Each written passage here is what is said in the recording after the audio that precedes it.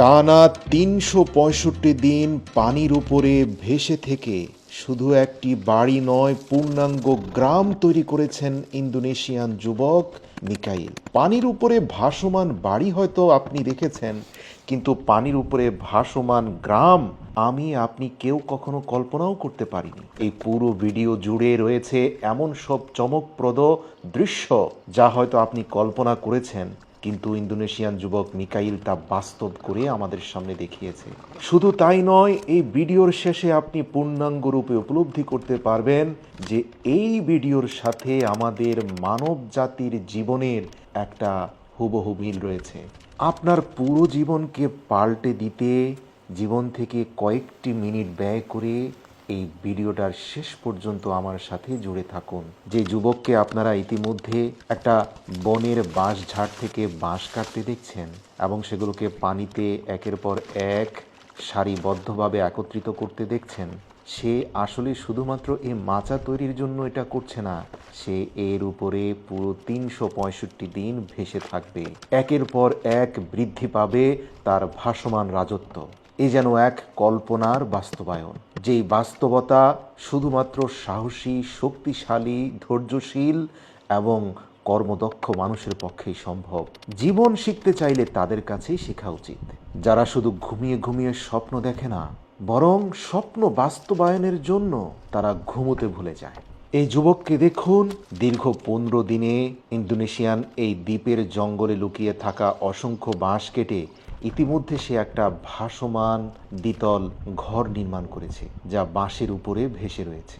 বুঝতে পারছেন তার কর্মদক্ষতা এবং মানসিক শক্তি। বাঁশের পাটাতন দিয়ে সে ফ্লোর পর্যন্ত বানাচ্ছে। তার সাথে সঙ্গী হিসাবে কয়েকটি বিড়াল এবং একটি কুকুর রয়েছে। এই দীর্ঘ ৩৬৫ দিন তথা ১ বছরের এই জার্নিতে সে মানুষকে জীবনের এমন এক শিক্ষা দিবে যা আমাকে আপনাকে জীবন যাপনের পদ্ধতি শিখিয়ে দেবে, শেখাবে হতাশামুক্ত জীবন যাপনের এক রাস্তা। প্রিয় দর্শক, দেখতে পাচ্ছেন লেক থেকে ধরা ঝিনুক আগুনে ঝলসিয়ে সে খাবার খাচ্ছে।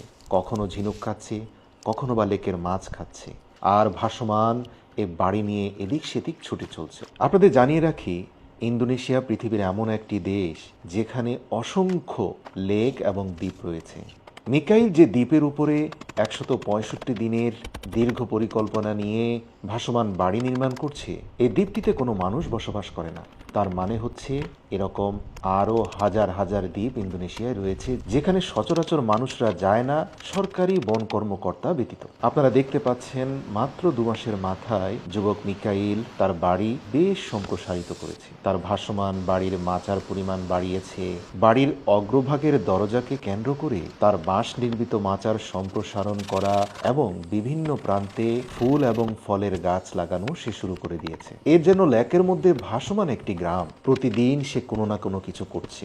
নিরবিচ্ছিন্ন কর্ম, নিয়মতান্ত্রিক খাদ্য গ্রহণ এবং একাগ্রতার সাথে কাজ করে যাওয়াই যেন মিকাইলের ধর্ম। দেখতে পাচ্ছেন কত সুন্দর বাঁশের নকশা একটা চেয়ার তৈরি করেছে। যেহেতু ৩৬৫ দিন তাকে এই লেকের উপরে ভেসে ভেসে জীবনযাপন করতে হবে, তাই আয়েশ করে বসার জন্য এরকম একটা চেয়ার দরকার হতেই পারে। শুধু তাই নয়, সুযোগ পেলে লেকের পাশে মেইনল্যান্ডে গিয়ে সে বিভিন্ন ধরনের মশলা, কচি বাঁশ, আরো বিভিন্ন ধরনের শাক, সবজি বা ফলমূল নিয়ে আসার চেষ্টা করে, যা খেয়ে সে বেঁচে থাকতে পারে। এছাড়াও লেকের মাছ তো রয়েছে, তবে বেশিরভাগ সময় আমরা তাকে দেখতে পাই সে অধিক সংখ্যক বাঁশ কেটে তার বাড়ির সম্প্রসারণের দিকে বেশি মনোযোগী। আসলে এই সব বাঁশ দিয়ে সে তার বাড়ির সম্প্রসারণ করতে করতে একটা ছোটখাটো বাগান বাড়ি বা গ্রাম তৈরি করে ফেলতে চায়, যেখানে কৃষি ক্ষেত খামার থাকবে, বাগান থাকবে, মাছের চাষ করবে, ফুল গাছ থাকবে, ফল গাছ থাকবে, সবজি গাছ থাকবে, আর সব নিয়ে সে ভেসে ভেসে লেকে বেড়াবে। আর লেকের মেইনল্যান্ড থেকে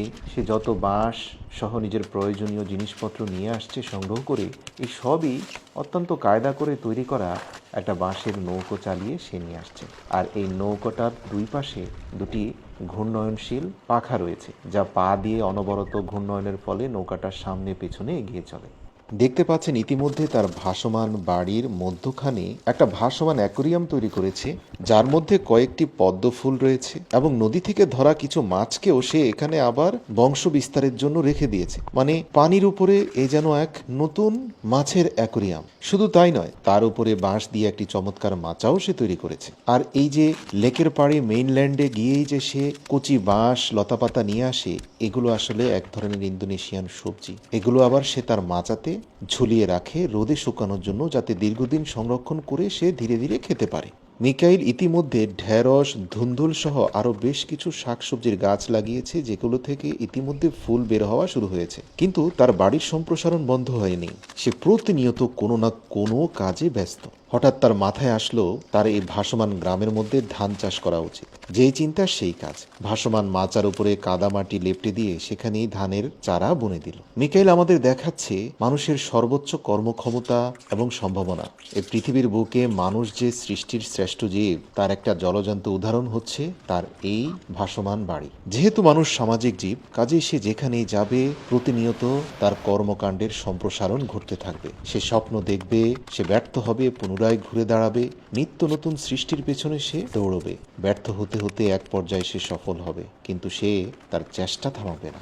এই যে বাঁশের কঞ্চি নির্মিত একটা বিশেষ খাঁচা সে তৈরি করেছে, এর পেছনে একটা উদ্দেশ্য রয়েছে। দেখুন, কয়েকটি ছোট মাছের টোপ দিয়ে তার সেই পা দিয়ে চালানো বিশেষ নৌযানের অগ্রভাগে খাঁচাটাকে রেখে সেটাকে নদীর পানিতে ছেড়ে দিল। শুধু তাই নয়, ভাসমান পানি থেকে কয়েকটি কাঁকড়াও ধরে নিয়ে আসলো এবং তার খাঁচাটা দীর্ঘক্ষণ লেকের পানিতে ডুবে থাকার ফলে বেশ কিছু মাছ এবং সামুদ্রিক খাবার সে পেয়ে গেল। প্রিয় দর্শক, ইতিমধ্যে 6টি মাস কেটে গিয়েছে। মিকাইলের বাঁশের সেই ভাসমান নৌকাটি একটা পূর্ণাঙ্গ বাগান বাড়িতে রূপান্তর হয়েছে। মিকাইলের এই বাড়িতে রয়েছে একটা মাছ চাষের ছোট্ট অ্যাকোরিয়াম, রয়েছে ধান ক্ষেত, এমনকি বড়শি দিয়ে মাছ ধরার জন্য আলাদা একটা বড়শির গ্রাউন্ড রয়েছে, যেখান থেকে সে মাছ ধরে দৈনন্দিন প্রোটিনের চাহিদা পূরণ করছে।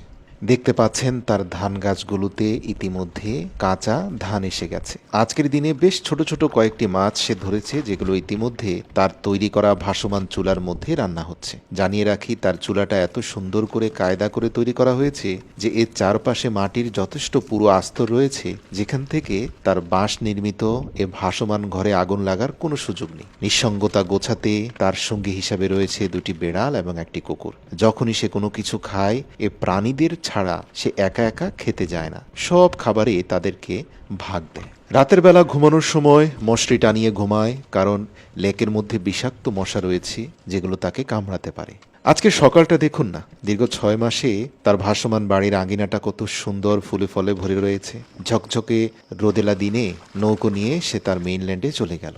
বসন্তের ফুলগুলো ফুটে উঠেছে, সবকিছু খুব পরিষ্কার পরিচ্ছন্ন দেখা গিয়েছে। জঙ্গল থেকে বেশ কিছু ফল নিয়েছে, প্রবাহমান এক ঝর্ণার কাছে চলে গিয়েছে। আসলে সত্য বলতে কি, যেহেতু এই লেকটা বিশাল বড়, এই 365 দিনে ভেসে ভেসে সে এমন এমন স্থানে যাচ্ছে যেই স্থানের সাথে পূর্বে তার কোনো পরিচয় নেই। প্রতিদিন পিঠে ঝোলানো ঝুড়ি নিয়ে যখনই বের হয়, খাদ্যদ্রব্য কাঁকড়া থেকে শুরু করে জঙ্গলে খাবার উপযুক্ত যা কিছু সে পায় সবকিছুই ধরে নিয়ে আসে, কারণ বেঁচে থাকতে হলে খাবারের প্রয়োজন। এখানে পছন্দের খাবার বলে কোনো কথা নেই, খাবার হলেই হলো। সময় গড়িয়ে যাচ্ছে, তার বাগানে শসা, ধুন্দল, এমনকি কলমি শাকগুলো খুব তরতাজা হয়ে বেড়ে উঠছে। প্রথম 6 মাসে খুব একটা শাকসবজি খেতে না পারলেও এখন তার ভাসমান বাগান থেকে যথেষ্ট শাকসবজি সে প্রতিদিনই খেয়ে থাকে এবং নিত্য নতুন রেসিপি সে ট্রাই করে। কোনোদিন বাঁশের ভেতরে ঝিনুকের মাংস ঢুকিয়ে সেদ্ধ করে খায়, সাথে আবার কিছু শসা কাঁচামরিচের সাথে ফ্রাই করে বিভিন্ন লেকের খাবার খেয়ে থাকে।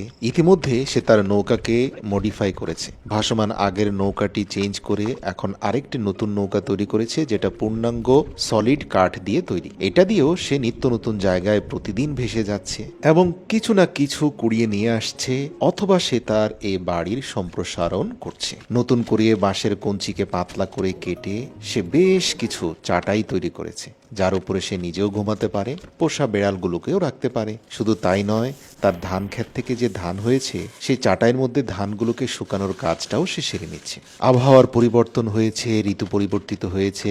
এখন দিনের বেলা ঝকঝকে রোদ উঠে, বাইরের আবহাওয়া দেখতে এক কথায় মনোমুগ্ধকর। তার পাশাপাশি কিছুটা রোদের তাপও বেড়েছে। মিকাইলের ছুটে চলা জীবন বাধাহীনভাবে এগিয়ে চলছে। একদিন জঙ্গলে গিয়ে একটি কবুতরের বাসা থেকে বেশ কিছু কবুতরের বাচ্চা সে সংগ্রহ করে নিয়ে আসে এবং তার ধান ক্ষেতের ধান মুড়িয়ে সেখান থেকে চাল বের করে সেই চালকে ভিজিয়ে সেই ছোট ছোট কবুতরের বাচ্চাগুলোকে খাওয়াতে থাকে। এক পর্যায়ে এই কবুতরগুলো তার পোষ মেনে যায়। এখন তার এই ভাসমান বাড়িতে নতুন অতিথি হিসাবে যুক্ত হয়েছে ছোট্ট কিছু কবুতরের বাচ্চা, যাদের সাথে পুরনো সঙ্গী রয়েছে বেড়াল, রয়েছে কি একটা কুকুরও। এছাড়াও অ্যাকোরিয়ামের মাছগুলো তো রয়েছে। তার সবজি বাগানও ইতিমধ্যে অনেক শাকসবজি হচ্ছে। প্রতিনিয়ত সে ধুন্দুল, শশা বা কলমি শাক খাচ্ছে। তবে ধান থেকে চাল বের করার সহজ পদ্ধতি একটাই, সেটা হচ্ছে তাকে একটা ঢেকি তৈরি করতে হবে। আর এজন্যই আসলে এত পরিশ্রম। দেখতে পাচ্ছেন একটা বড় কাঠের গুঁড়িকে খুব কায়দা করে কেটে এর মধ্যখানে আগুন ধরিয়ে দিয়েছে। এখন এটার ভেতর থেকে